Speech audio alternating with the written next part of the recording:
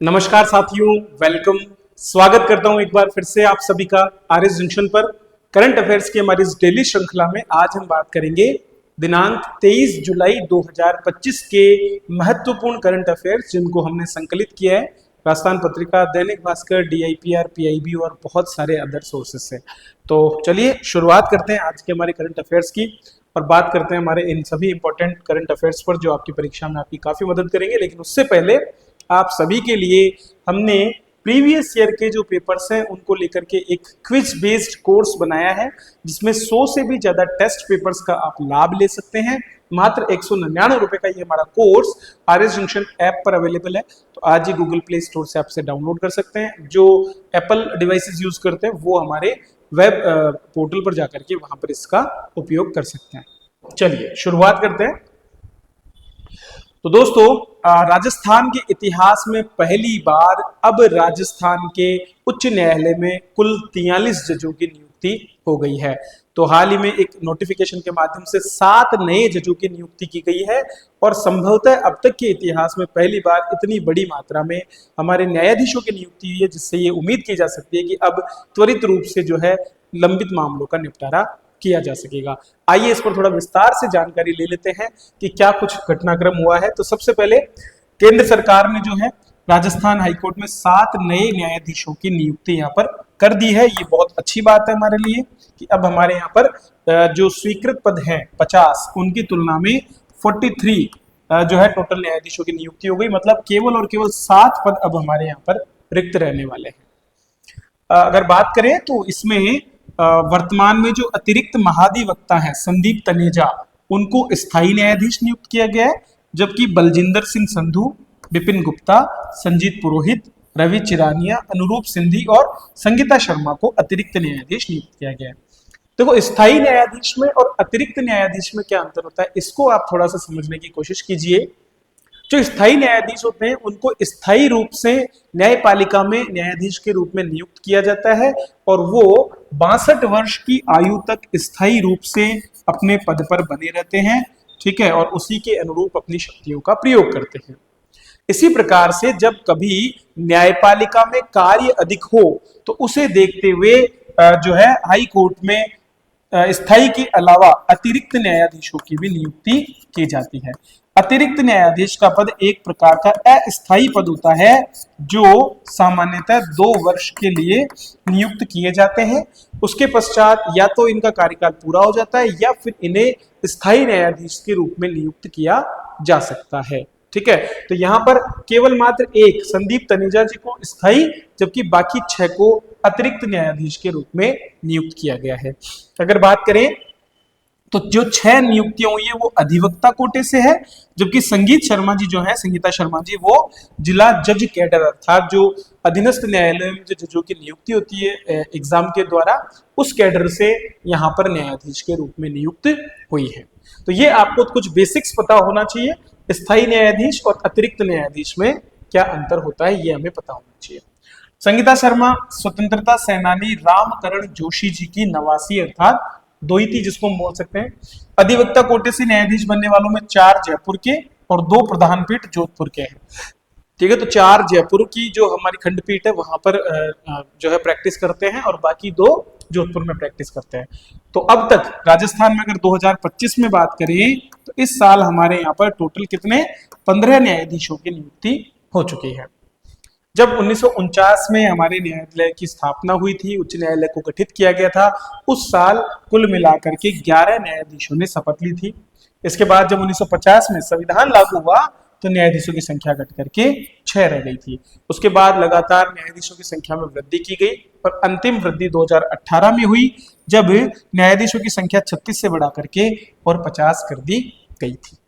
तो ये अपने को पता होना चाहिए कि कब कब इस तरह की वृद्धि हुई है, क्या कुछ शुरुआत में हुआ करते थे। और भी डिटेल में अगर आप इसका एनालिसिस करना चाहते हैं तो राजस्थान हाईकोर्ट की वेबसाइट जो है वहां पर अबाउट राजस्थान हाईकोर्ट करके जो पेज है वहां पर आप और विस्तार से इसके बारे में जानकारी ले सकते हैं कि कब कब हमारी न्यायपालिका में क्या क्या बदलाव हुए। तो ये सोर्सेस आपको देखने चाहिए जो बिल्कुल ऑथेंटिक भी हैं और जहां से आपको अच्छी जानकारी भी मिलेगी। चलिए तो आगे बढ़ते हैं और हमारे अगले क्वेश्चन पर बात करते हैं।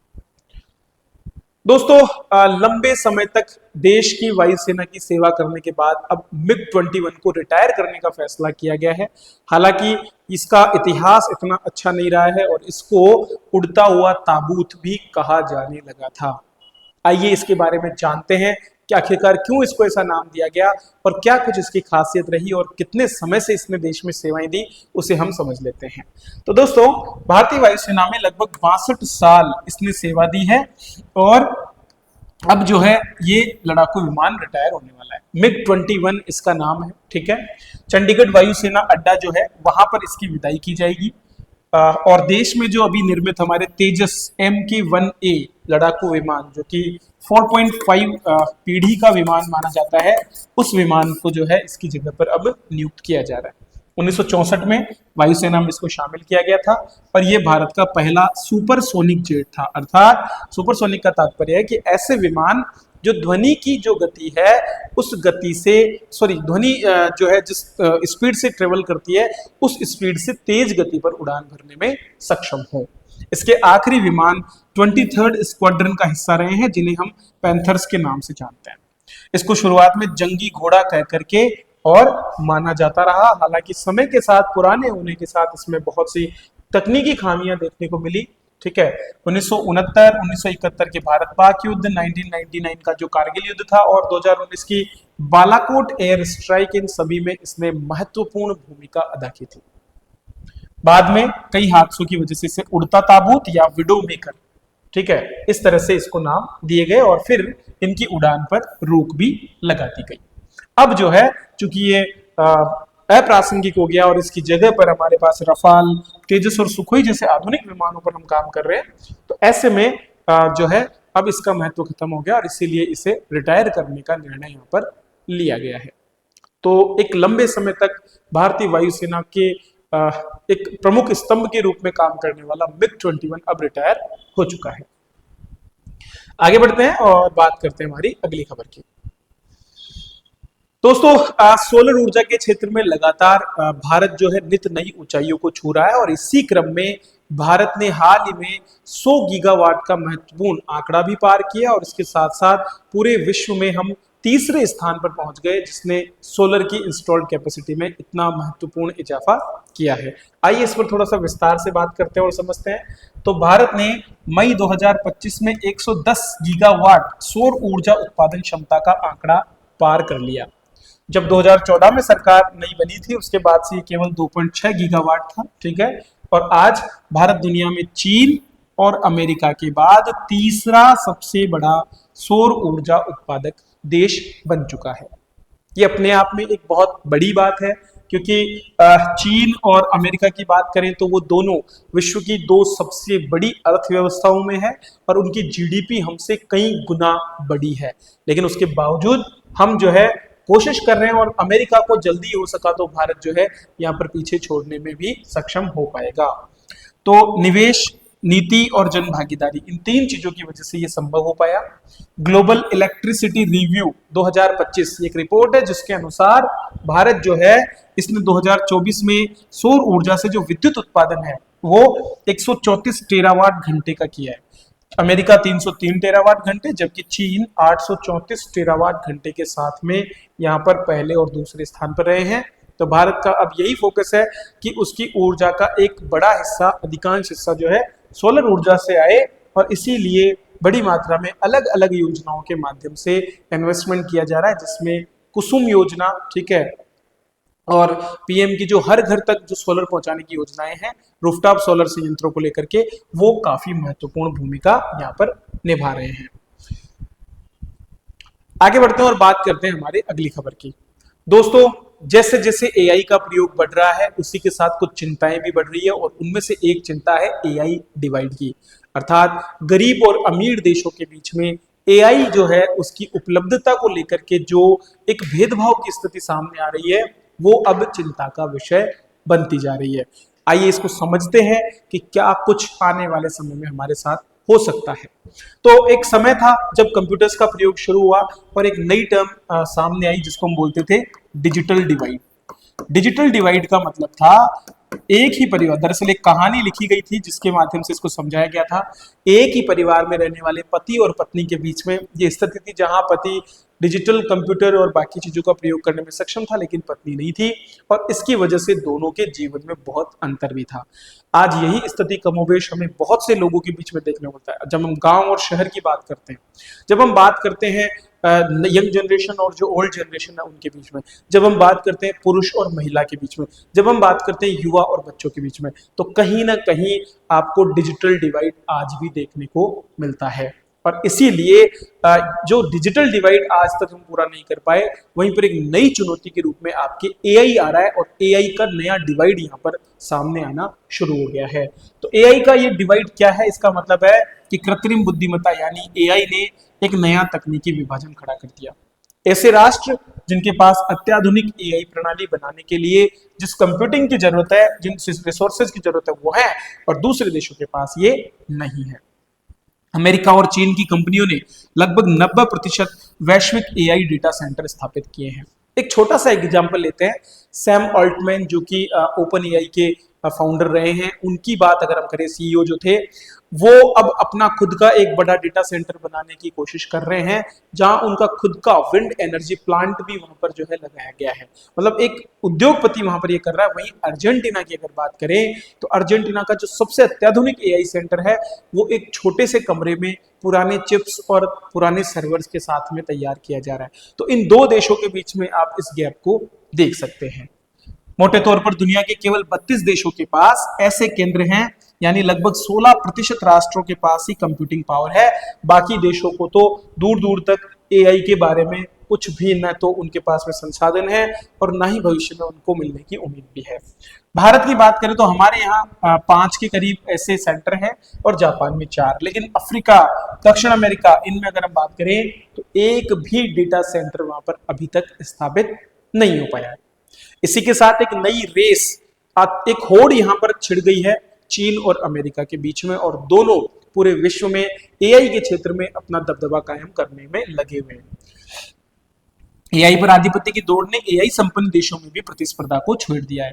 आज एक खेमा अमेरिका निर्मित है तो दूसरा चीन के समर्थन वाले डेटा सेंटर मध्य पूर्व और अफ्रीका में बन रहे हैं, जबकि अमेरिका अपने चिप्स और एआई तक पहुंच को कूटनीतिक सौदों के द्वारा नियंत्रित कर रहा है, और जो देश हैं उनसे अपनी मनमर्जी के आधार पर फैसले भी करवा रहा है।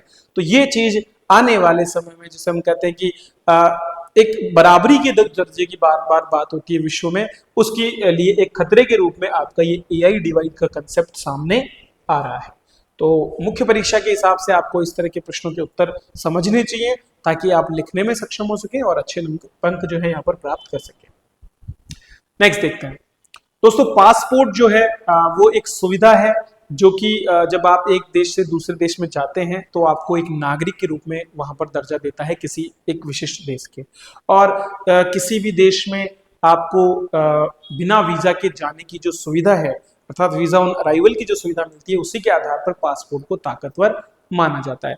और हेनले पासपोर्ट इंडेक्स एक ऐसा इंडेक्स है जो ये बताता है कि किसी देश का पासपोर्ट कितना ताकतवर है।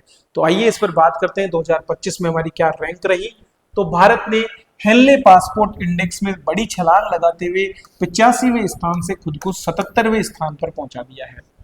दुनिया के 59 देशों में हम गंतव्य पर वीजा फ्री एंट्री हमारे पासपोर्ट को मिलती है।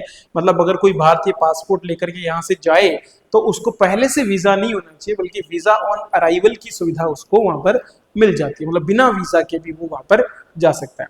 वीजा दरअसल एक तरह से अनुमति पत्र है किसी देश में घुसने का, जबकि पासपोर्ट एक तरह का ऐसा दस्तावेज है जो आपकी नागरिकता को पुख्ता करता है कि आप किस देश के नागरिक हैं। सिंगापुर दुनिया का सबसे शक्तिशाली पासपोर्ट बना हुआ है क्योंकि यहाँ के नागरिक दुनिया के 227 गंतव्यों में से 193 में वीजा फ्री एंट्री ले सकते हैं। अफगानिस्तान का पासपोर्ट सबसे खराब है क्योंकि केवल 25 देशों के जो है गंतव्यों पर ही उसकी वीजा फ्री पहुंच यहाँ पर उपलब्ध है। तो ये आपको ध्यान रखना है और समझना है कि कितना इंपॉर्टेंट है कि हमारे देश के लोगों पर विश्वास बने पूरे विश्व का, और ज्यादा से ज्यादा देशों से हमें वीजा फ्री अराइवल यहाँ पर मिल सके। एक और इंडेक्स और रिपोर्ट के बारे में हम बात यहाँ पर कर लेते हैं, बहुत महत्वपूर्ण है, जिसका नाम है न्यूम्बेओ सेफ्टी इंडेक्स। तो पर्यटन को लेकर के हमेशा सेफ्टी या सुरक्षित होना ये बहुत ज्यादा जरूरी है। और इस रिपोर्ट के अनुसार दुनिया में एक यूरोपीय देश है अंडोरा, इसको इस साल दुनिया का सबसे सुरक्षित देश घोषित किया गया है। आप में से कहीं तो ये सोच रहे होंगे कि सर अंडोरा हमने तो कभी नाम भी नहीं सुना। दरअसल आपके यूरोप के दो देश हैं बहुत महत्वपूर्ण, जो बहुत लंबे समय तक आपस में लड़ते भी रहे। एक है इसमें से फ्रांस, ठीक है, और दूसरा है स्पेन, ठीक है। तो फ्रांस और स्पेन दोनों जो है, इन दोनों देशों के बीच में इनकी बॉर्डर पर जो है एक देश स्थित है जिसको हम क्या बोलते हैं, उसका नाम है अंडोरा। तो ये अंडोरा जो देश है, इस अंडोरा देश की लोकेशन कहां पर है, फ्रांस और स्पेन के बीच में जो पायरेनीज पर्वतमाला है, उस पायरेनीज पर्वतमाला में ये बसा हुआ है। और यही इसी देश को सबसे सुरक्षित देश यहाँ पर घोषित किया गया है। इस सूचकांक में कुल 147 देशों को शामिल किया गया है। भारत की बात करें तो भारत इस सूची में 55.7 के स्कोर के साथ में 66वें स्थान पर है। अमेरिका 89वें और ब्रिटेन 87वें। तो देखो अमेरिका और ब्रिटेन से भी ज्यादा सुरक्षित देश भारत को माना गया है। तो ये निश्चित रूप से भारत में पिछले कुछ समय से सुरक्षा को लेकर के जो प्रयास किए गए उनको दर्शाता है। हालांकि हमारे पड़ोसी देशों में चीन 15वें नंबर पर है, श्रीलंका 59वें नंबर पे, पाकिस्तान 65वें, हमसे भी बेहतर इसको रैंक दी गई है, और बांग्लादेश 126वें स्थान पर इस रैंकिंग में रहा है।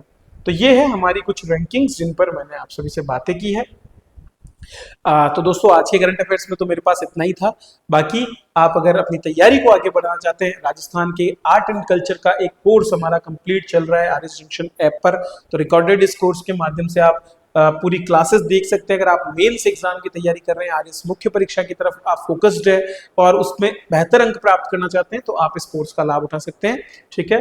इसके अलावा हमारा जो फाउंडेशन बैच है वो भी आप सभी को अवेलेबल है आरएस जंक्शन ऐप पर।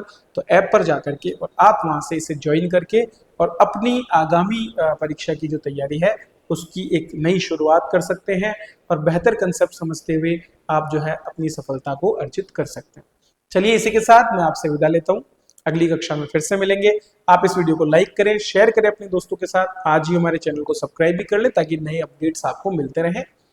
पीडीएफ के लिए आप हमारे टेलीग्राम पर जा सकते हैं। Thank you.